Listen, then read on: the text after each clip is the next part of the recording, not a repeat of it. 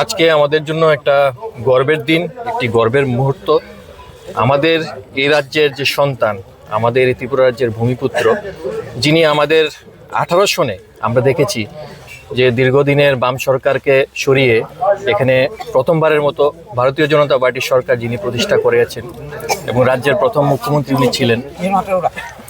আজকে ওনাকে জাতীয় স্তরে যেই মর্যাদা, যেই পদ ওনাকে দেওয়া হয়েছে, তার জন্য পুরা ত্রিপুরাবাসী গর্বিত।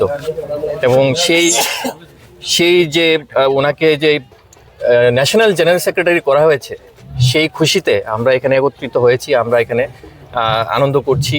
এবং ওনার ভবিষ্যৎ যাতে আরও উপরে উনি যেতে পারেন, আরও শুভকামনা জানাচ্ছি ওনাকে।